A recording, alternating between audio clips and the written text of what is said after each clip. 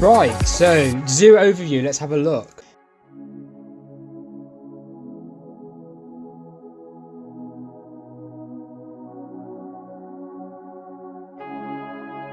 Zoo layout, I'll give zoo layout 3 out of 5, mainly because obviously it's not a very big zoo. They've only got limited space, but I did find it's quite crammed in places. Obviously it's hilly, which is not up to them as well, it's all about location, but I felt it was very crammed. One way round system there was at the time, but there's so many like different ways you could go. I had to go around a couple of times, 3 times to actually manage to see everything, which is good because it's not very big, but it can be a bit confusing, especially if it was more busy.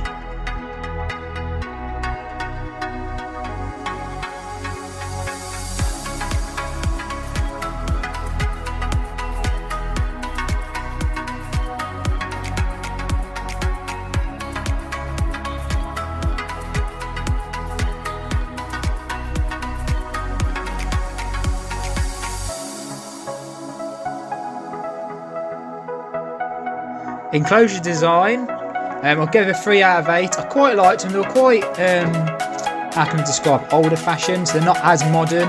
A lot more wood use and stuff like that, I quite like, especially for a smaller zoo like this. I can't compare them to London and Chester, obviously, but there was a lot more use of like natural resources rather than just like concrete and metal and stuff like that, which I quite liked. But some of the enclosures did look a little bit more run down. Like you possibly seen at the start, some of the bird enclosures and stuff, they use like fake rock. It just, in my eyes, just needed a bit of spicing up or moving around to somewhere where they didn't need it as much personally. It just looked a bit old fashioned, but it was quite nice. I quite enjoyed it. I was quite surprised when I actually turned up there and the enclosures were better than I was expecting, to be fair, but that's why I gave them a 3 out of 8. I probably would have gave probably a 4 or 4.5 if they were a little bit bigger in certain ones. But obviously it all depends on spacing and stuff like that really. But yeah, what was it? Was it a jaguar they had? A black jag? Or black leopard, whatever it was. That just seemed a bit small. Same with the puma one. Animal variation, I give a 4 out of 5. Saying it was a small zoo, they had a good mix of actual decent stuff. I'll possibly be doing a zoo in the upcoming months. My local zoo. They're got a big name for the south. They've got quite a lot of land, a lot more than these do, but their variation's a lot less than what it is here.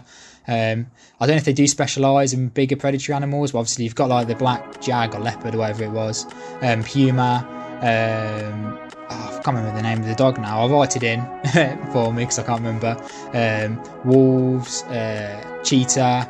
They had some sort of like good selection, saying it was a smaller zoo, so I was quite impressed with that. And then there's some like oddball little stuff I've never really seen before, so I was quite impressed with actually the selection really. They probably could do with a few more. Obviously I'm biased because I like fish and reptiles, but they could probably do a bit more in the reptile room. It just looks a bit old and run down, even though it's not very big. They could do a little bit more with it, and same with the little educational centre. They just need to probably get some more stuff in there really, just to make a bit more interaction with it.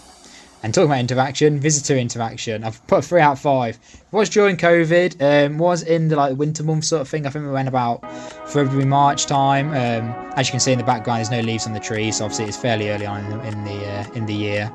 There just didn't seem a lot, obviously, other than the actual visitor interaction centre where there was benches and stuff, and I think there was some spiders and corn snake and stuff in there.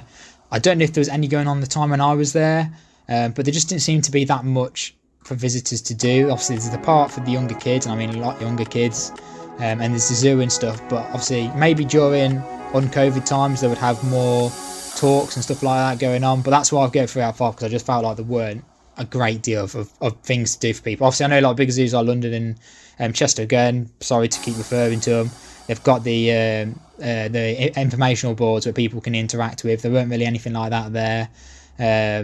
But they could just do with a little bit more things, just get people a bit more hands-on, even if it's like things in the interactional centre, like a book what's stapled down what people can flick towards, or things where they press buttons and you can, move the noises or the sounds of different animals to the faces of them.